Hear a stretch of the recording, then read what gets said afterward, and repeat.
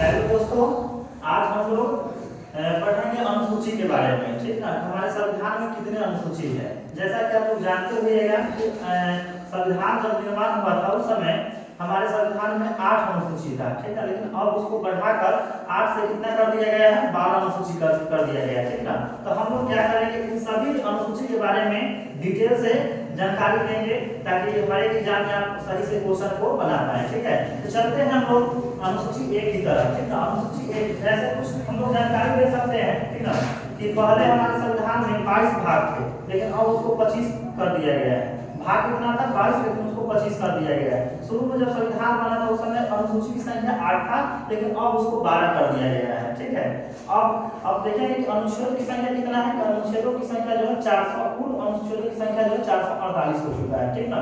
तो हम लोग चलते हैं अनुसूची 1 की तरफ। ठीक ना। पहले अनुसूची में क्या कहा गया है? ठीक ना। तो पहले अनुसूची में कहा गया है कि भारत राज्यों का संघ है। ठीक ना। पहले अनुसूची में क्या कहा गया है? कि भारत राज्यों का संघ है।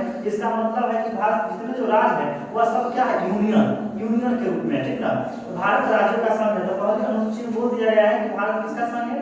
भारत राज्यों का संघ है। सब मिलकर क्या होता है कि भारत का निर्माण किया गया है। इससे जो एक बार मिल जाता है वो फिर हट नहीं सकता है। ठीक ना। संघ का मतलब एक ही होता है। ठीक है, तो भारत राज्यों का संघ है, पहली अनुसूची में कहा गया है। चलिए हम चलते हैं, दूसरा अनुसूची है। दूसरे अनुसूची में क्या बोला गया है?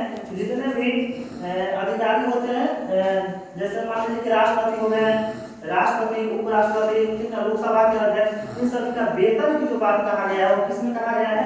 दूसरी अनुसूची में कहा गया है। ठीक ना। तो आपसे क्वेश्चन पूछा जा सकता है कि जितने भी जैसे राष्ट्रपति हो गए, उपराष्ट्रपति हो गए, लोकसभा के अध्यक्ष हो गए, आदि जो हो गए, इन सभी का अगर वेतन से संबंधित अगर क्वेश्चन आएगा तो आप क्या मानिएगा? अनुसूची 2 मानिएगा। अनुसूची 2 में क्या है? वेतन से रिलेटेड बात को कहा गया है। ठीक है,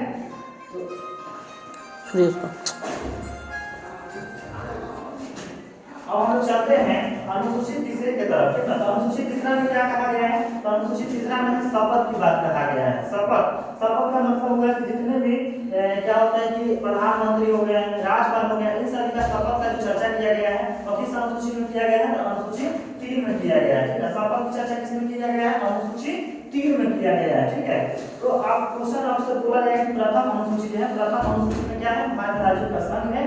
दूसरा अनुसूची में क्या कहा गया है? तो दूसरा अनुसूची में वेतन से संबंधित बात को कहा गया और तीसरी अनुसूची में क्या है? शपथ के बारे में कहा गया है। ठीक है, लेकिन इसमें ध्यान देने योग्य यह बात है कि तीसरा अनुसूची जो शपथ की बात है, इसमें राष्ट्रपति और उपराष्ट्रपति का जो होता है शपथ, उसके बारे में चर्चा नहीं किया गया। ठीक है, आगे चलते हैं हम लोग चौथी अनुसूची में। तो चौथी अनुसूची में जो है इसमें क्या कहा गया है? इसका मतलब चौथी अनुसूची है राज्यसभा में सीटों का आवंटन। ठीक ना। सीटों का आवंटन मतलब राज्यसभा में जो होता है सीट का बंटवारा किया गया है। जैसे जितने भी राज्य हैं, ठीक ना, एक राज्यसभा होता है जिसको राज्यसभा को हम क्या बोलते हैं? उच्च सदन, और लोकसभा को क्या बोलते हैं? निम्न सदन बोलते हैं। ठीक ना। तो जितने राज्य हैं उन सभी के लिए सीट का जो प्रावधान किया गया है राज्य के लिए राज्यसभा में कि बिहार है, बिहार से कितने राज्यसभा का सीट होता है? 12 है। यूपी से कितना है? इस तरह से अगर आपको मालूम है तो कमेंट करके बताइए। तो ये जो प्रावधान किया गया है वह चौथी अनुसूची में किया गया है। ठीक है, तो राज्यसभा में सीट का आवंटन की जो बात कहा गया है वह किस अनुसूची में कहा गया है? चौथी अनुसूची में कहा गया है। तो पहली अनुसूची में भारत राज्यों का संघ है, दूसरा अनुसूची में क्या कहा गया? वेतन से रिलेटेड है, और तीसरा अनुसूची में क्या बोला गया है? शपथ की बात कहा गया है। ठीक है, और चौथी अनुसूची में क्या बोला गया है कि जो राज्यसभा में होता है, राज्यसभा में सीटों का आवंटन की जो बात कहा गया है वो चौथी अनुसूची में कहा गया है। अब हम लोग चलते हैं 5वीं अनुसूची में। 5वीं अनुसूची में क्या कहा गया है? एसटी एसटी के लिए जो होता है लोकसभा में सीट का आवंटन होता है उसका बारे में बोला गया है। ठीक ना।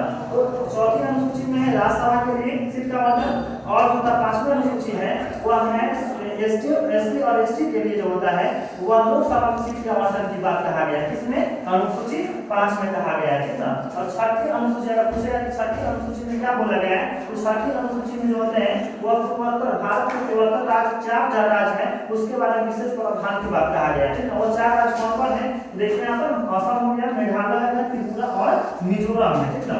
तो 6ठी अनुसूची में क्या है? तो पूर्वोत्तर के 4 राज्य। 6ठी अनुसूची में क्या है? पूर्वोत्तर के 4 राज्य कौन कौन है? असम, मेघालय, त्रिपुरा और मिजोरम, इसके प्रावधान की बात कहा गया है। ठीक ना, विशेष। अब हम लोग देखें, हम लोग 6 अनुसूची देख चुके हैं। पहला अनुसूची क्या है? भारत राज्यों का संघ है। ठीक है। दूसरा में क्या पढ़े हैं, दूसरा अनुसूची अगर पूछा जाएगा तो हम बोल सकते हैं कि इसमें जो है क्या वेतन से संबंधित बात को कहा गया है, ठीक है, वेतन। और तीसरा अनुसूची में क्या है, शपथ की बात बोला गया है। और चौथी अनुसूची में है राज्यसभा की सीट का आवंटन की बात कहा गया है। और पांचवी अनुसूची में कहा गया है कि लोकसभा क्या एससी एसटी के लिए जो होता है, एससी एसटी के लिए जो विशेष प्रावधान लोकसभा में सीट का आवंटन की बात कहा गया है, वो पांचवी अनुसूची में कहा गया है। और छठी अनुसूची क्या है, पूर्वोत्तर के 4 राज्यों के बारे में बोला गया है, जिसमें असम, मेघालय, त्रिपुरा और मिजोरम की बात कहा गया है, ठीक है।